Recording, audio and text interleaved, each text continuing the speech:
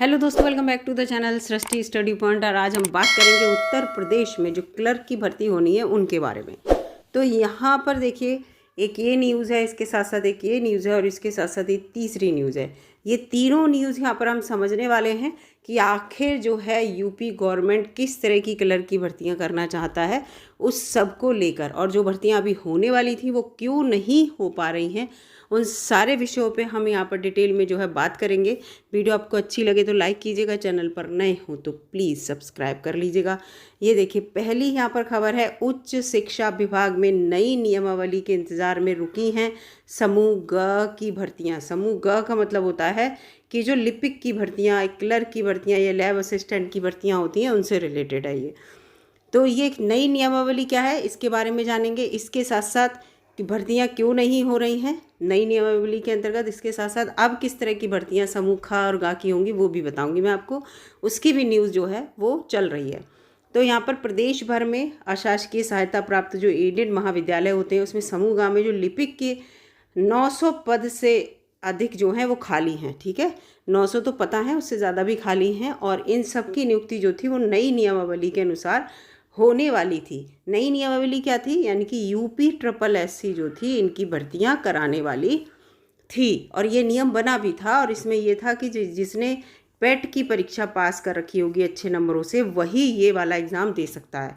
लेकिन फिर क्या हुआ, फिर कुछ चेंजेज हुए, यानी कि जो पहले से नियम चला आ रहा था उसी के अनुसार सबको लगा कि भर्तियां होनी चाहिए, फिर उस पर भी रोक लगी है। यहाँ पर देखिए, सब पढ़िएगा।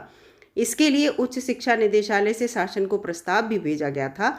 शासन से कोई नियमावली ना बनने से पूर्व मतलब कोई नियमावली फिर बनी नहीं, शासन को भेजा गया प्रस्ताव, शासन ने उस प्रस्ताव को जो है डंप कर दिया, उसके बारे में कुछ ज़्यादा नहीं सोचा। ठीक है, क्योंकि वो कैबिनेट में पास होता, उसके बाद राज्यपाल के साइन होते तो वो नई नियमावली बनती, तो वो प्रोसेस नहीं हो पाई।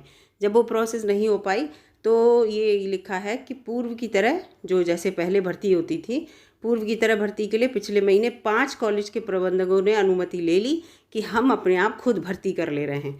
प्रबंधक जो थे, मैनेजमेंट के जरिए जो भर्तियां होती हैं उनमें अक्सर विवाद होता है। क्यों होता है, इसीलिए आगे अनुमति देने से जो है उस पर रोक लग गई। और विवाद क्यों होता है कि उनकी जो जानने पहचानने वाले लोग होते हैं उन्हीं को ये लिपिक में रख लेते हैं। ठीक है, तो प्रदेश भर में 331 एडेड महाविद्यालय में लिपिकों के वेतन भत्ते प्रदेश सरकार देती है, लेकिन उनकी नियुक्ति का अधिकार जो है वो किसको है, मैनेजमेंट कमेटी को है। लिपिक भर्ती में भाई भतीजावाद की शिकायतें भी देखने को मिली हैं और विवाद लंबे समय तक चले भी हैं। इस कारण करीब 1 दशक से लगभग 10 साल हो गए, 10 सालों से एडेड कॉलेज में लिपिकों की भर्तियां जो हैं वो रुकी हुई हैं। उधर पद भी लगातार जो हैं वो बढ़ते जा रहे हैं, रिक्त पद जो हैं वो बढ़ते जा रहे हैं, क्योंकि जो पुराने क्लर्क लगे हुए हैं वो सब रिटायर हो रहे हैं, तो भर्तियां जो हैं हो नहीं रही हैं, तो पद जो है खाली होते जा रहे हैं। ठीक है, तो यहाँ पर यही है कि मैनेजमेंट के थ्रू ये कहा गया कि भर्तियाँ कराएंगे, और 1-2 कॉलेज का मैंने भी नोटिफिकेशन देखा था, भर्तियाँ निकली थी वो माइनॉरिटी वालों के। और उसके बाद फिर क्या हुआ कि ये इनका जो है भर्तियों पे रोक लगा दिया गया, सिर्फ इसीलिए वो जो मैंने नई नियमावली आपको बताई हो सकता है उसके तहत अब ये समूह की भर्तियाँ हों। लेकिन अब एक नई बात और देखने को मिली है, वो भी मैं आपको बता देती हूँ। नई बात देखिए ये है कि यूपी में अब 5 साल की संविदा के आधार पर मिलेगी सरकारी नौकरी। किसमें, समूह ख और ग में। ग में क्या आ गए, लिपिक आ गए। अब ये कह रहे हैं कि पहले आपको 5 साल क्या करना पड़ेगा, संविदा पे नौकरी करनी पड़ेगी यूपी में। जब आप संविदा पे नौकरी कर लेंगे और हर साल आपका रीन्यूअल होगा, है ना, और आपका देखा जाएगा पूरे साल भर का डेटा कि साल भर में आपने कैसा काम किया, उसी के आगे आपको अगले साल के लिए भी रखा जाएगा, अदरवाइज आपको आउट कर दिया जाएगा। ठीक है, तो इस तरह का है, 5 साल तक अगर लगातार आपने काम किया है संविदा पे तो आप परमानेंट कर दिए जाएंगे। तो यहाँ पर वो वाली यूपी ट्रिपल एससी वाली जो बात थी कि यूपी ट्रिपल एससी भर्ती करेगा किसकी, क्लर्क की, तो इसीलिए हो सकता है कि ये जो नई नियमावली बननी थी इसीलिए नहीं बन पाई हो, ये भी कारण हो सकता है इसमें। तो ये पूरा यहाँ पर आपको भले ही यहाँ पर समझ में ना आए, लेकिन मैं पढ़ के सुनाऊंगी तो आप इसको समझिएगा थोड़ा। ये लिखा है, प्रदेश सरकार समूह ख और गा की भर्ती प्रक्रिया का बड़ा बदलाव करने में विचार कर रही है। प्रस्तावित व्यवस्था में जो है चयन के बाद शुरुआती 5 वर्ष के लिए आपको संविदा के आधार पर नियुक्त किया जाएगा। आपको जब चयनित हो जाएंगे और इस दौरान नियमित सरकारी जो सेवकों को मिलने वाले अनुमन है वो आपको सीधा उसका लाभ नहीं मिल पाएगा, नहीं लिखा है। 5 वर्ष की कठिन संविदा सेवा के दौरान जो छटनी से बच जाएंगे उन्हीं को मौलिक नियुक्ति मिलेगी, उन्हीं को परमानेंट किया जाएगा। शासन का कार्मिक विभाग इस प्रस्ताव को कैबिनेट के समक्ष विचार करने के लिए तैयारी कर रहा है कि कैबिनेट में इसको पास करा लिया जाए।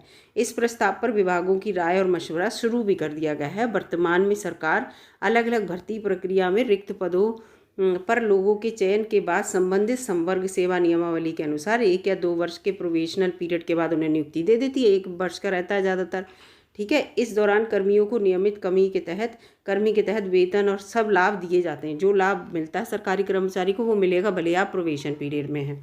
इस दौरान वे वरिष्ठ अफसरों की निगरानी में कार्य करते हैं और नियमित होने पर नियमानुसार अपनी जिम्मेदारी का निर्वहन करने लगते हैं। पर प्रस्तावित जो इनका नियम है इसके अनुसार 5 वर्ष आप संविदा पे काम करेंगे और उसके बाद ही खा और गा में जो है आपको मौलिक नियुक्ति में बदल पाएंगे। लेकिन इसके लिए क्या कहा जा रहा है, पीसीएस जो है और पीपीएस और पीसीएसजे इनको इस भर्ती से बाहर रखा जाएगा इस व्यवस्था से, क्योंकि ये समूह ख के अंतर्गत आएंगे और समूह ख और ग इन्होंने कहा है कि इन दोनों में हम इस तरह से करेंगे।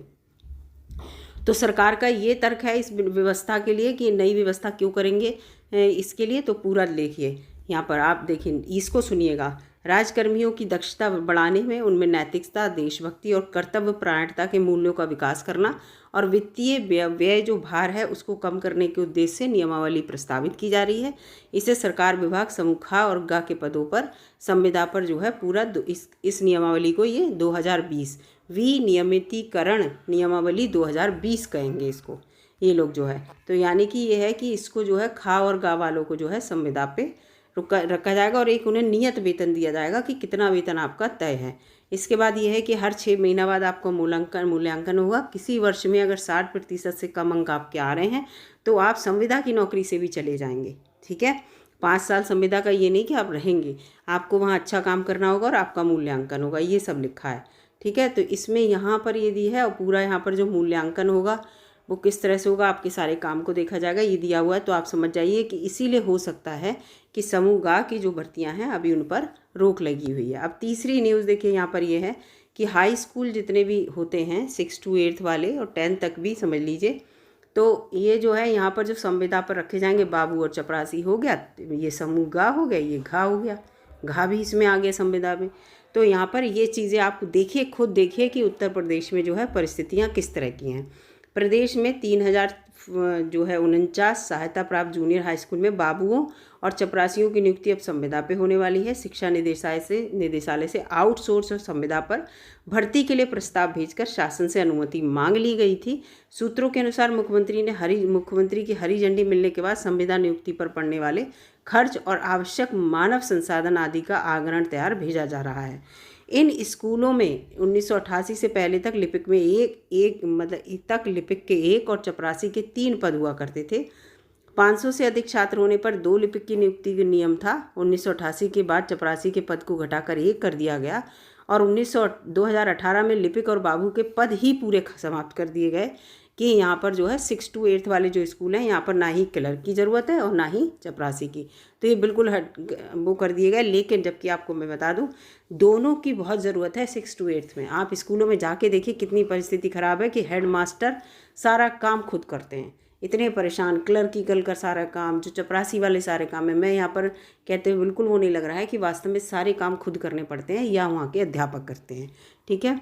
इसके बाद सेवानिवृत्ति के कारण कई स्कूलों में एक भी बाबू चपरासी नहीं रह गया। ऐसे में स्कूल संचालन मुश्किल हो गया, पूरा लिखा है। तो आप देख लीजिए 6 to 8 के उसमें चपरासी और क्लर्क संविदा पे रखे जाएंगे। ऑफिस जितने होंगे वहाँ या इस न्यूज़ के अनुसार सब जो है संविदा पे रखे जाएंगे। डिग्री कॉलेज में आप देख लीजिए, डिग्री कॉलेज में कोई भर्ती का अभी तक कुछ पता नहीं चल रहा है यहाँ पर। तो आप समझ जाइए समूह ग की स्थिति यहाँ पर क्या कर रखी है। तो फिलहाल मतलब नीचे से लेकर ऊपर तक जितना भी शिक्षा विभाग है सब में क्लर्क की अगर भर्ती होगी तो या तो संविदा के बेस पर मुझे ऐसा लग रहा होगी, अदरवाइज़ UPSSSC ही इनकी भर्ती जो है, इसकी बात कर रही हूँ मैं, उच्च शिक्षा विभाग में कराएगी अगर नियमावली पास हो जाती है तो ये पूरी न्यूज़ मैंने आपको दे दी क्योंकि बच्चे बहुत सारे क्वेश्चन पूछ रहे थे कि इसकी भर्ती कब होगी, कब आएंगी वैकेंसी। तो मैंने यहाँ पर सोचा जितनी भी मेरे पास न्यूज़ इकट्ठी हो पाई सबका एक साथ जो है एक वीडियो बना दूँगी और आप तक पहुँच जाएगा। वीडियो अगर आपको अच्छी लगी है तो दोस्तों लाइक कर लीजिएगा, दोस्तों में शेयर भी कर दीजिएगा।